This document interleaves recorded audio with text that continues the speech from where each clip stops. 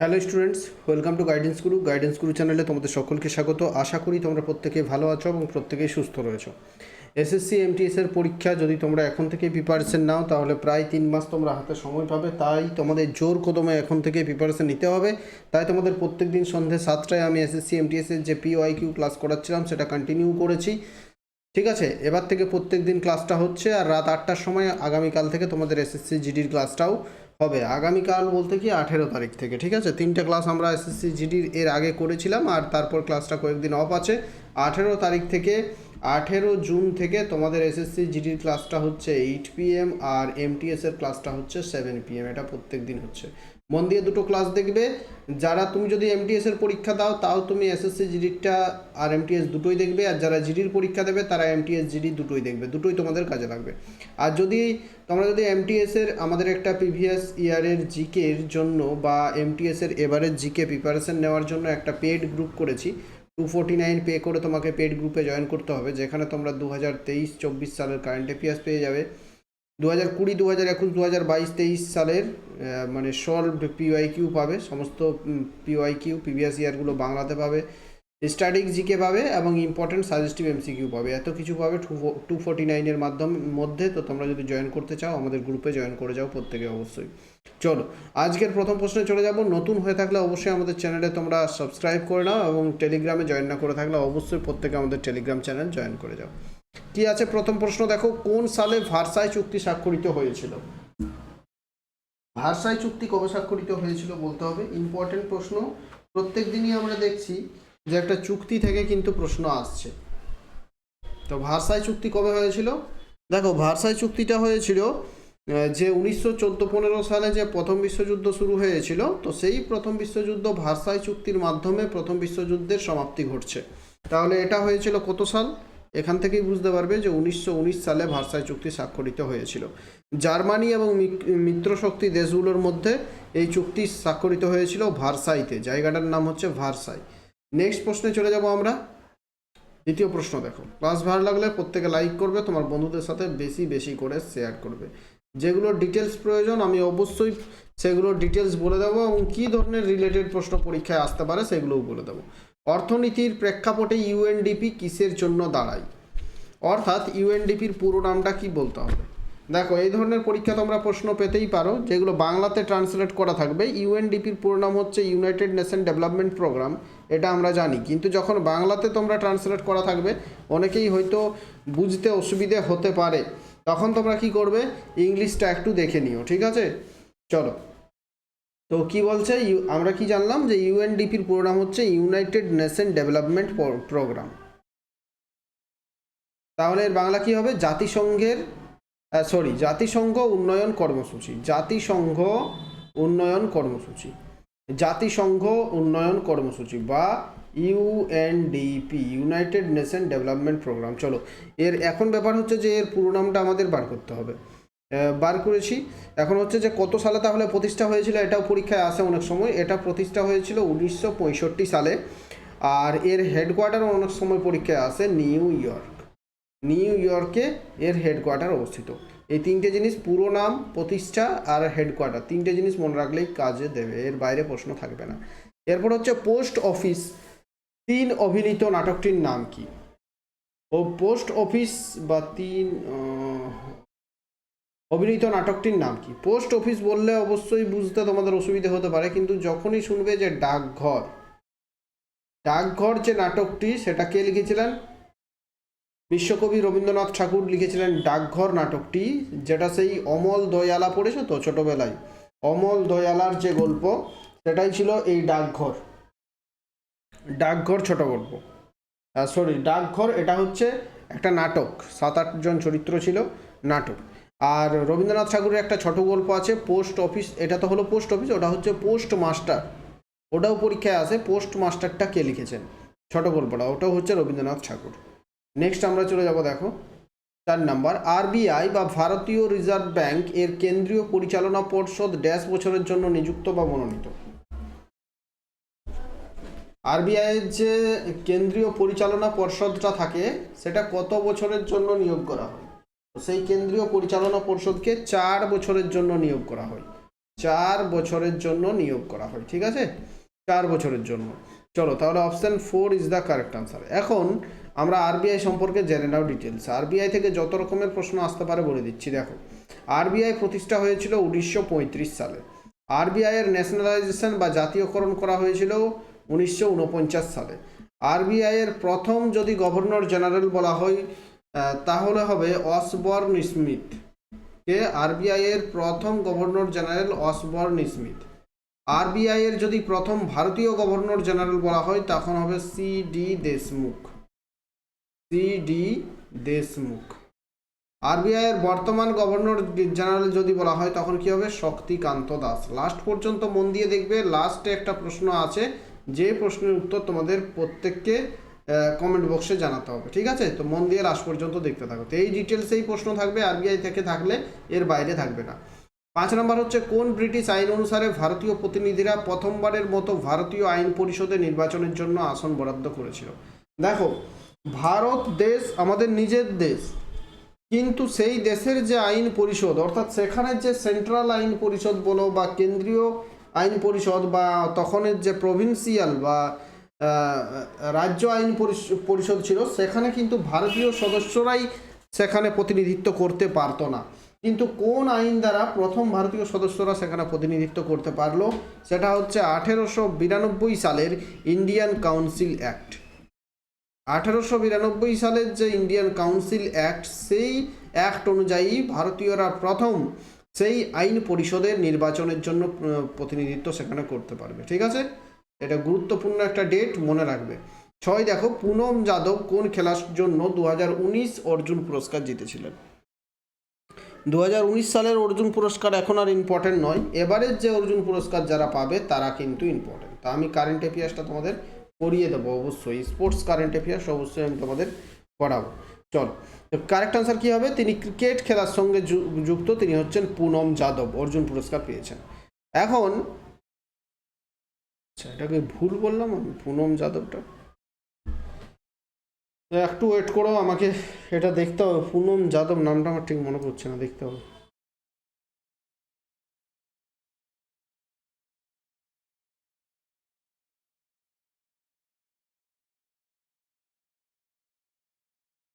একটু ওয়েট করো, পুনম যাদব কোন খেলার সঙ্গে যুক্ত সেটা আমাকে একটু দেখতে হবে।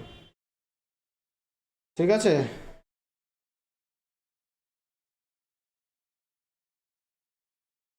হ্যাঁ ঠিকই বলেছিলাম আমি, ক্রিকেট খেলার সঙ্গে পুনম যাদব যুক্ত। কি খেলার সঙ্গে যুক্ত?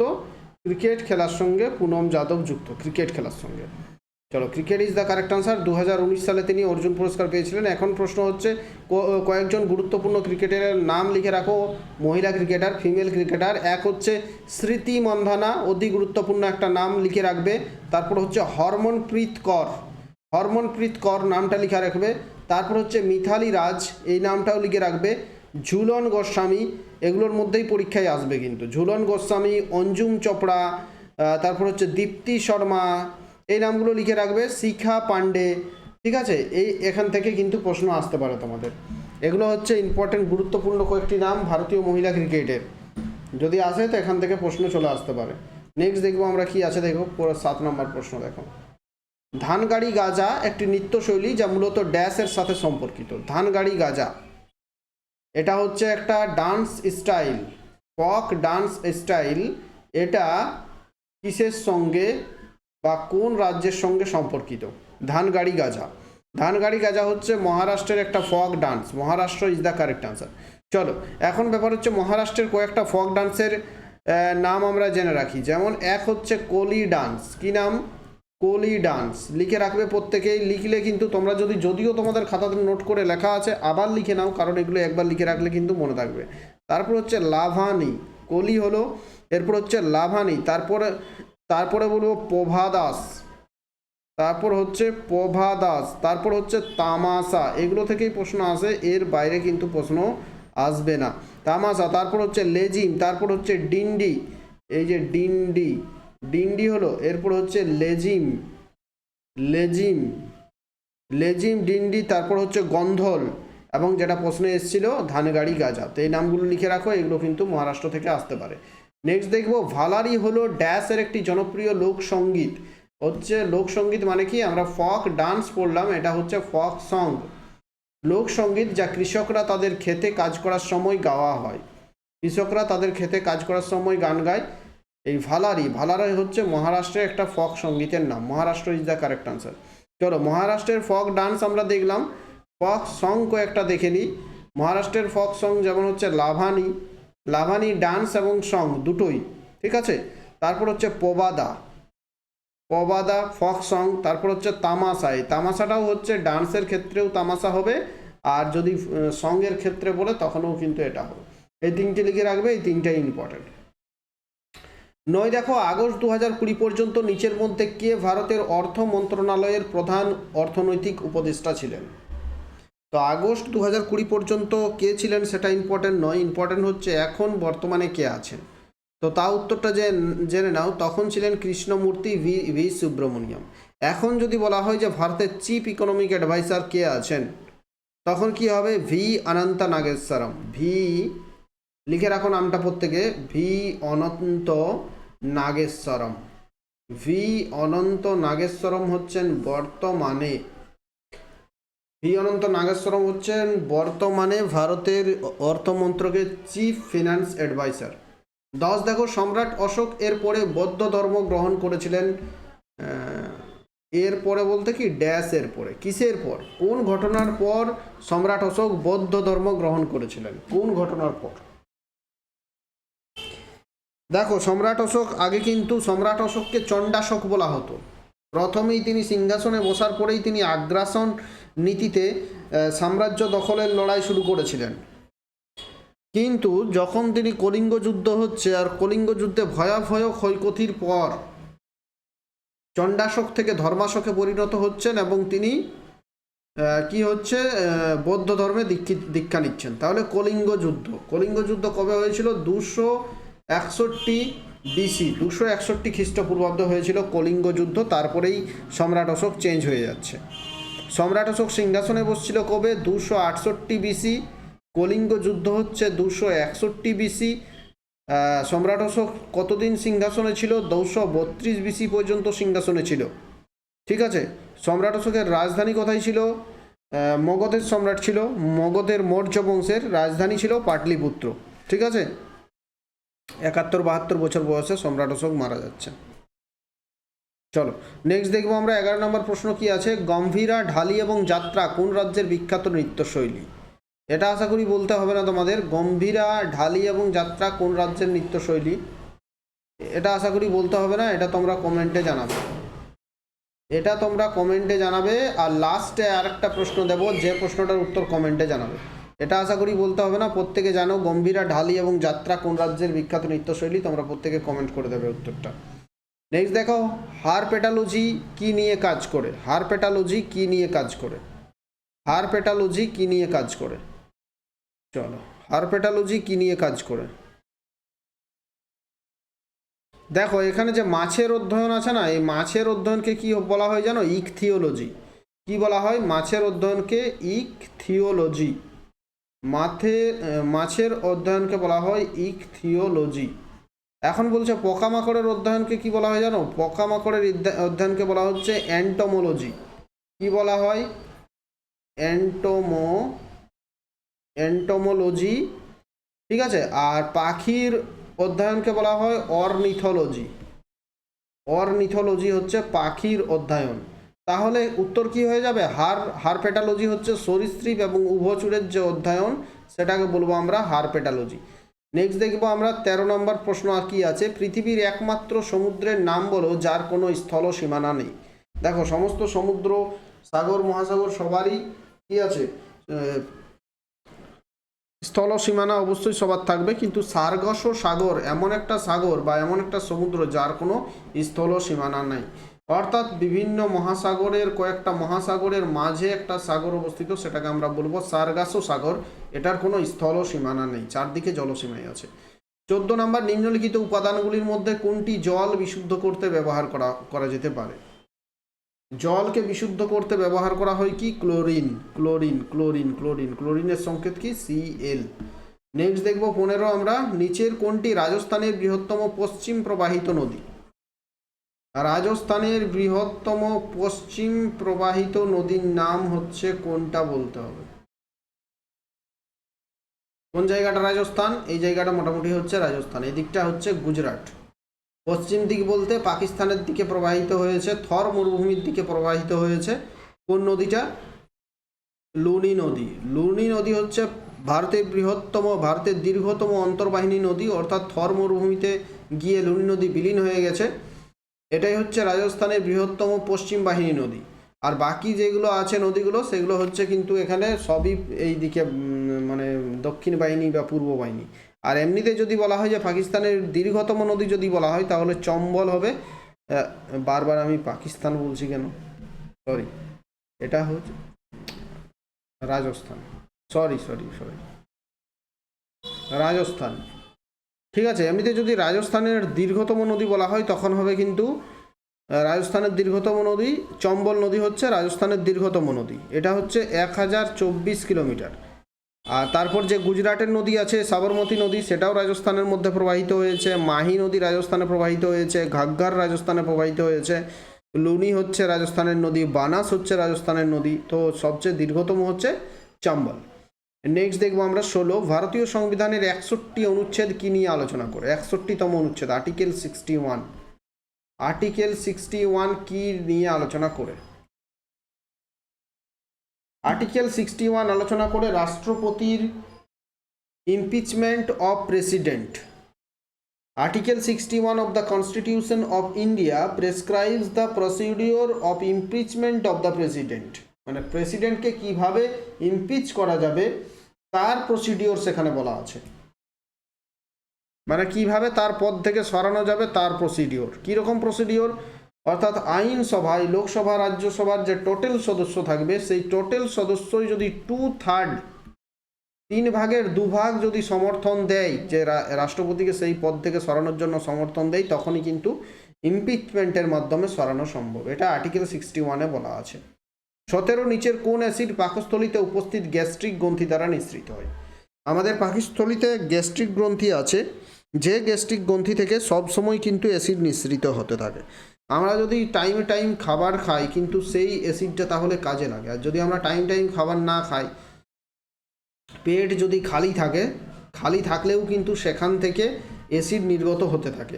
আর সেই পেট খালি থাকলে যে অ্যাসিডটা নির্গত হয়, সেই অ্যাসিড তো কোনো কাজে ব্যবহৃত হয় না, খাবার পাচনে ব্যবহৃত হয় না, সেই অ্যাসিড থেকেই কিন্তু পেটের বিভিন্ন সমস্যা সৃষ্টি হয়। তো সেই অ্যাসিডের নাম হচ্ছে হাইড্রোক্লোরিক অ্যাসিড বা HCl। ঠিক আছে, তো 18 নম্বর প্রশ্ন দেখবো আমরা, বিশ্বের সবচেয়ে বেশি সময় অঞ্চল বা টাইম জোন কোন দেশে অবস্থিত? ভারতের টাইম জোন জানো কত? ইন্ডিয়ান স্ট্যান্ডার্ড টাইম যাকে বলা হয় IST, Indian standard time plus 5.30, অর্থাৎ গ্রিনিচ মেন টাইম যে জিএমটি আছে, গ্রিনিচ তো আমাদের যেটা আছে ইউরোপের গ্রিনিচ, সেই গ্রিনিচকে মেন টাইম ধরা হয় সারা বিশ্বের। সেই গ্রিনিচ থেকে ভারতের টাইম হচ্ছে 5.5 ঘন্টা এগিয়ে আছে। এটা হচ্ছে ইন্ডিয়ান স্ট্যান্ডার্ড টাইম আইএসটি। ভারতের একটাই টাইম জোন আছে যেটাকে আইএসটি প্লাস 5.30 বলা হয়। কিন্তু সবচেয়ে বেশি টাইম জোন আছে কোন দেশে জানো? ফ্রান্সে সবচেয়ে বেশি টাইম জোন আছে, 12টা টাইম জোন রয়েছে ফ্রান্সে।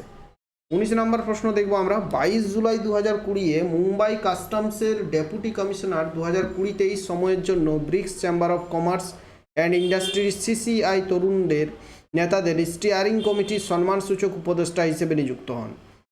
কে নিযুক্ত হয়েছিলেন? মুম্বাই কাস্টমসের ডেপুটি কমিশনার 2020-23 সময়ের জন্য BRICS chamber of commerce and ইন্ডাস্ট্রির তরুণ নেতাদের স্টিয়ারিং কমিটির সম্মানসূচক উপদেষ্টা। দেখো এই প্রশ্নগুলো দু একটা থাকবেই যেগুলো মাথা ঘাবড়ানোর জন্য। তো এই প্রশ্ন যদি থাকে তা আমি সোজাসুজি বলে দেবো, যদি পারো তো করবে, না হলে এটাকে ভাই আগেই স্কিপ করবে, না হলে এই প্রশ্ন করতে গিয়ে তোমার অন্য প্রশ্নর মাথা গড়বড় হবে।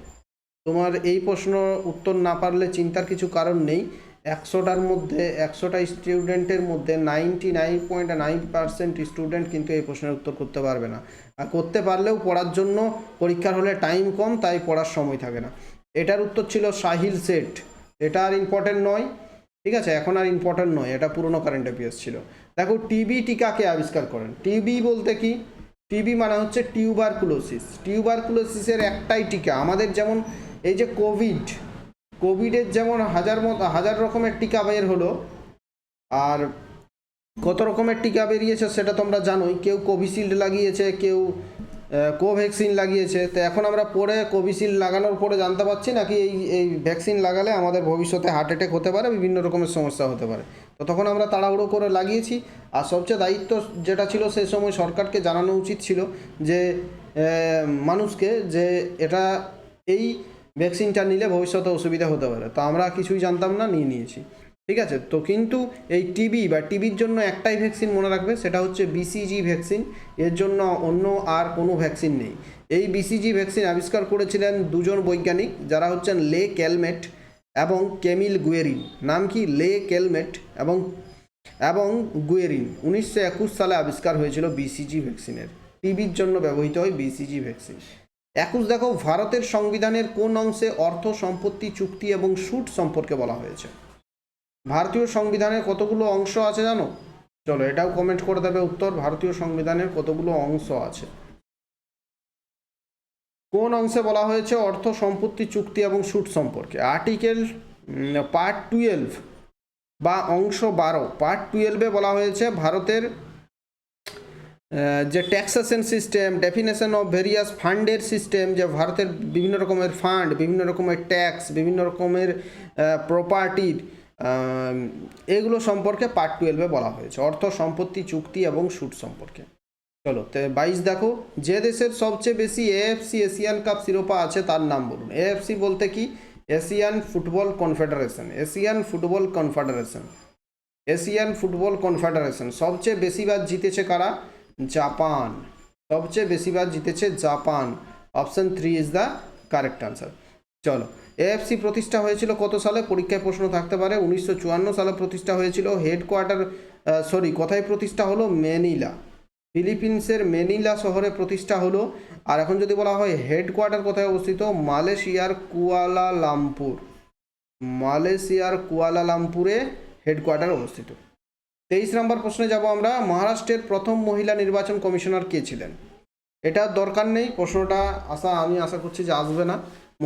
মহারাষ্ট্রের প্রথম মহিলা নির্বাচন কমিশনার হচ্ছেন নীলা সত্যনারায়ণ। যেহেতু তিনি সেই সময় রিসেন্ট নিযুক্ত হয়েছিলেন, সেজন্য দিয়েছে। এটা কারেন্ট অ্যাফেয়ার্সের প্রশ্ন ছিল, ইম্পর্টেন্ট নয়। এখন এখান থেকে যেটা ইম্পর্টেন্ট তোমাদের, যে ভারতের প্রথম মহিলা নির্বাচন কমিশনার যদি বলা হয় তখন কি হবে? VS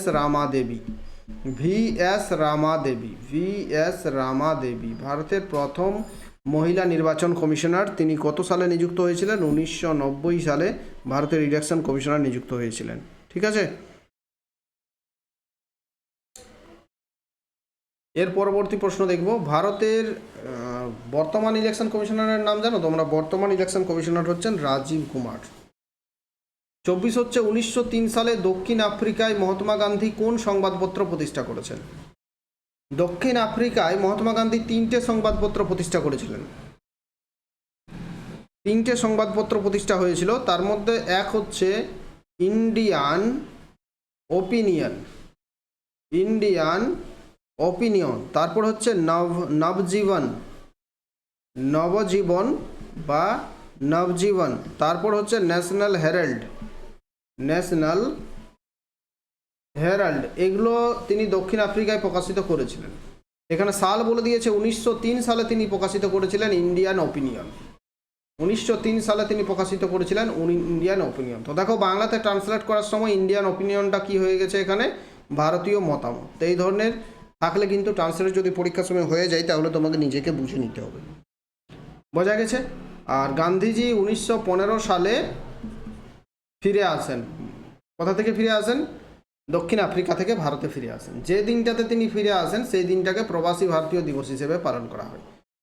দেখো, নিচের কোন গ্যাস বৈদ্যুতিক বাল্বে ব্যবহার করা হয়? এই প্রশ্নের উত্তর আমি বলে দেবো না, আমি তোমাদের আগেই বলেছি যে লাস্টের একটা প্রশ্ন আছে, সেটার উত্তর তোমরা কমেন্টে জানাবে। আমি আগেই এটা দেখেছিলাম যে লাস্টের প্রশ্নটা সহজ আছে, তাই এটা আশা করছি যে প্রত্যেকে পারবে। এই প্রশ্নের উত্তর প্রত্যেকে কমেন্ট বক্সে জানাবে। ভালো থেকে প্রত্যেকে শেয়ার করে দাও তোমার বন্ধুদের সাথে। টেলিগ্রামে জয়েন না করে থাকলে ডেসক্রিপশনে লিঙ্ক দেওয়া আছে, প্রত্যেকে অতি অবশ্যই আমাদের টেলিগ্রাম চ্যানেলে জয়েন করে যাও। টেলিগ্রাম আমাদের ফ্রি টেলিগ্রাম চ্যানেলের নাম হচ্ছে গাইডেন্স গুরু অফিসিয়াল। তো প্রত্যেকে আমাদের টেলিগ্রাম চ্যানেলে জয়েন করে দাও। Thank you.